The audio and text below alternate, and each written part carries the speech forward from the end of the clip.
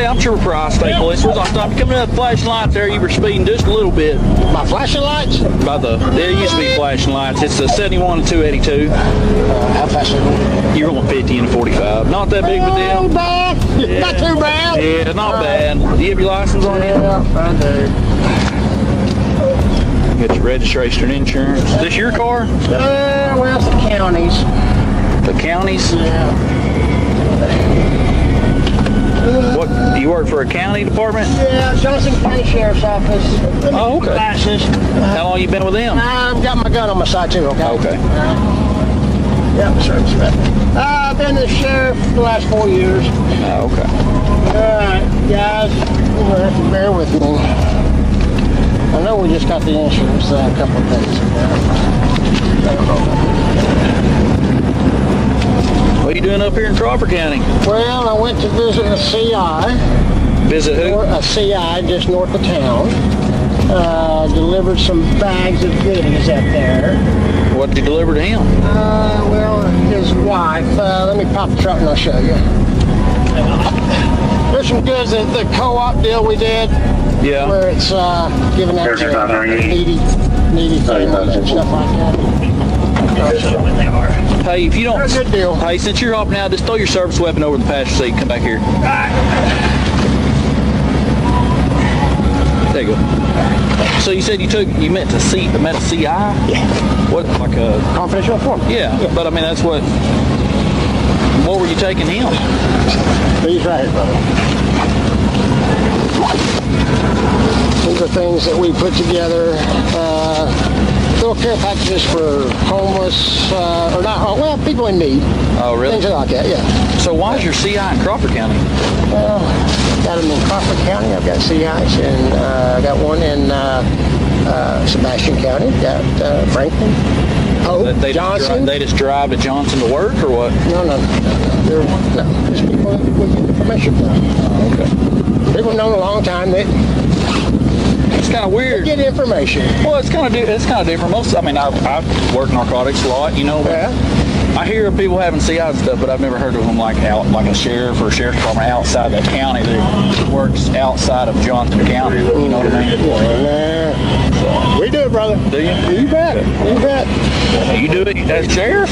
Of course. Hands on. Hands on, brother. That's the only way it goes. Yeah. Hard charging. Yeah. You bet. That's awesome. Absolutely. When questioned about his business in Crawford County, Sheriff Stevens told the troopers that he was in the area to deliver a care package to one of his quote-unquote CIs, or confidential informants. In law enforcement, a confidential informant is an individual who provides information to police regarding criminal activity, often in exchange for money, leniency, or the dismissal of pending charges. These relationships are designed to grant officers access to communities and criminal networks that would otherwise be difficult or impossible to infiltrate. However, informants also occupy one of the most legally and ethically complicated roles in modern policing, as their reliability and motives are often highly questionable. Rather than being codified into a singular federal statute, the use of confidential informants is governed by a patchwork of agency policies, constitutional constraints, and judicial precedents. The Supreme Court has repeatedly affirmed that information from a reliable informant can justify a warrant or arrest when corroborated by independent evidence, most notably in the 1983 case of Illinois versus Gates. Now, in Arkansas, the use of informants is primarily guided by departmental procedure rather than statute. While there is no law explicitly dictating how sheriffs or police must manage their informants, Arkansas judicial precedent mirrors the federal standards established in higher court cases, and Arkansas courts routinely examine the reliability of informants and whether officers independently corroborated an informant's claims before taking enforcement action. Furthermore, the legal framework established in the Gates case presumes that officers act within their lawful authority when using an informant, and Arkansas sheriffs are county officials, meaning that their enforcement powers are generally restricted to the territory of their own county unless extended by law. Therefore, Sheriff Stevens' explanation that he was merely delivering a care package to a confidential informant was inconsistent with established legal and procedural norms, as he was outside his county and therefore his jurisdiction, and rightfully garnered more suspicion from Trooper Price. So you just up here fixing to head back to Johnson I'm County? going to pull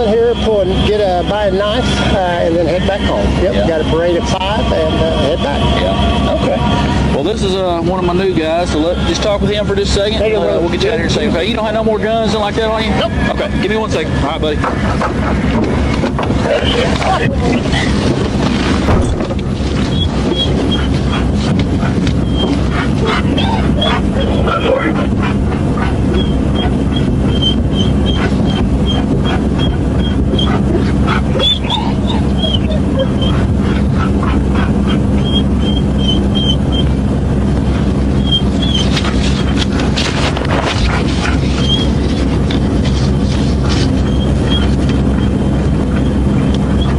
He's up here seeing a CI out of Johnson County. Taking him a thank you back. Never mind. Y'all are here.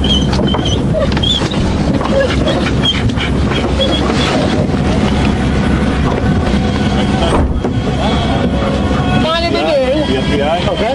Okay. Any other weapons on you at all? Nope. No backup weapon anywhere? Nope. Stand here. Hey, Sheriff, let me ask you this. You don't have nothing illegal in your car, do you? Nothing you're not supposed to have? No drugs? There could be, there could be drugs in there. There is Most definitely. drugs? Yep. What kind of drugs?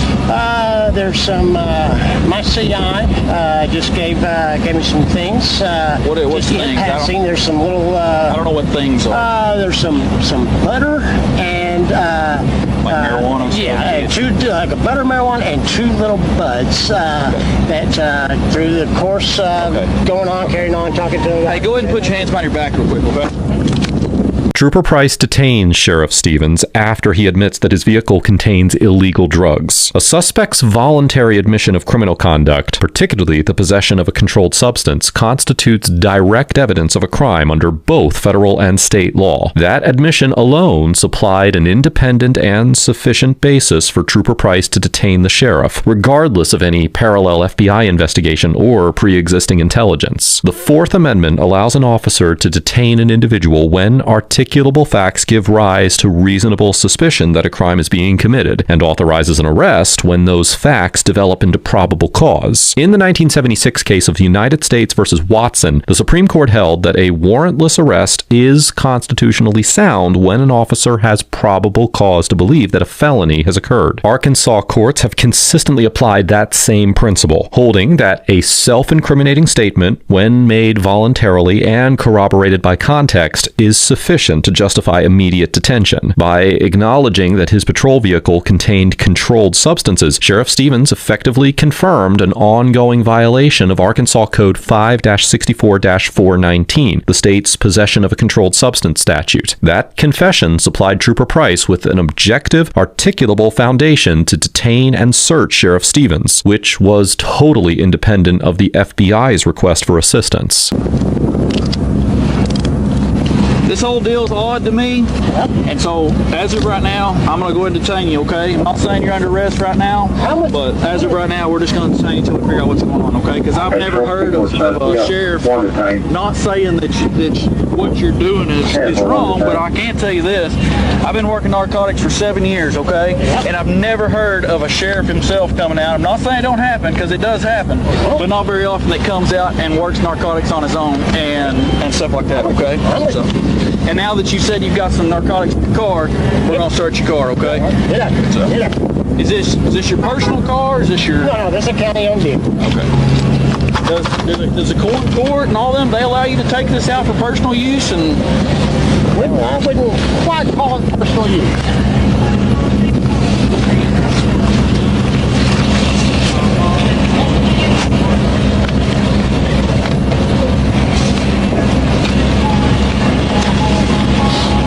unzip your jacket. Go ahead. Okay. Do what you got. Let me ask you this, just, do you think, if you were in my position, would you think this is odd?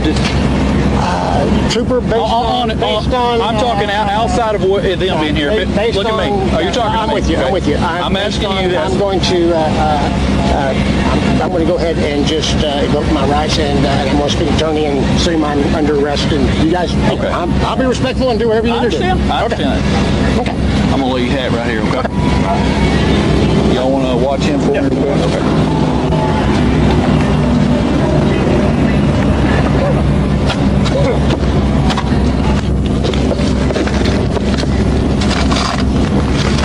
gloves.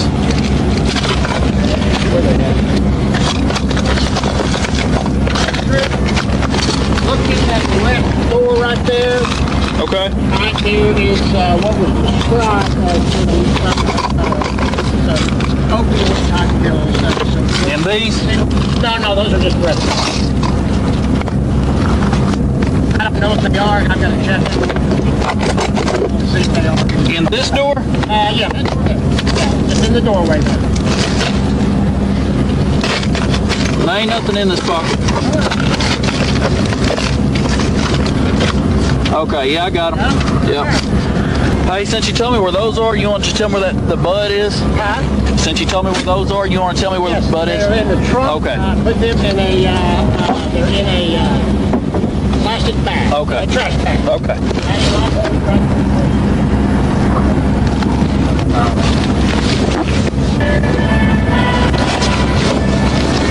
Whew, I smell it now. Whew. Damn it, son.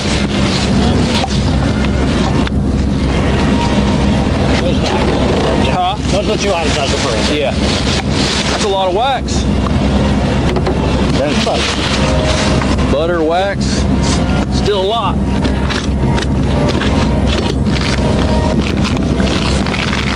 Yeah. Will you listen to the right one just a tad on the place? Let me feel it. This one? No, the right one. Oh, the right one. It's not. It's twisted. You good? 32 for Sophia HQ. 32, 10-1.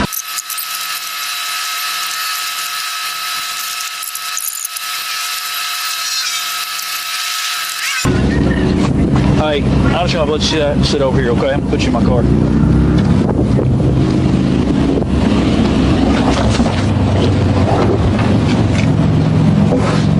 Going over there. You know, if the right to remain silent, anything said can be used against you in the court of law. You're the right attorney present for any question. You can't afford one to be appointed, no additional charge. You understand all that? I do, sir. Okay. Let me ask you this. Would you like to talk about anything we found in there so far? No, I told you everything that was in there. Well, I'm asking, do you want to talk about any of that? No, there's an explanation for everything that's in there. I'm asking you, would you like, if I asked you some questions, would you be willing to talk about it right now? Not at the moment, no. Okay. I'm good. Thank you. Yep.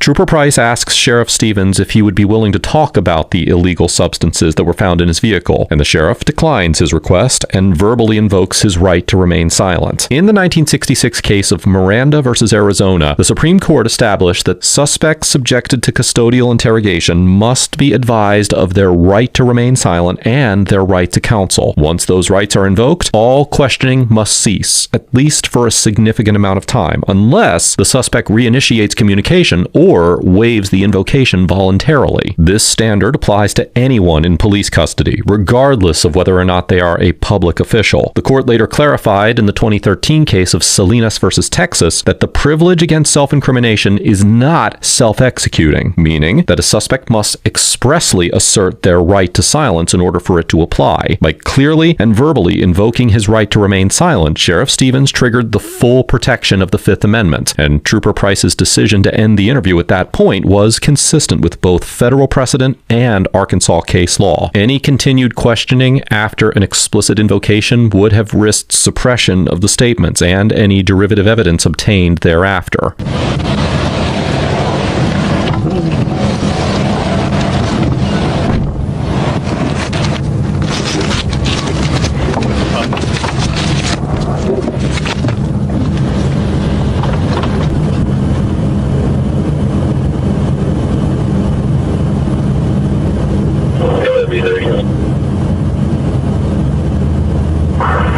Stop for a minute before we get there. I want to talk. You okay? Yeah, I'm good. Okay. Hey, they really are tight though, brother, okay? No, it's okay. Cooperate with me. And I found your wallet. Is there anything else in there that you want to take with you? Probably just I think there's some checkbooks. That's in your wallet. Okay, there's 2 more checkbooks. Those in there. Get those, please, First Street. And Yeah, they that's believe the that you drugs, so that way. Thank you. We'll explain the Yeah, much better, thank you. Let me grab it.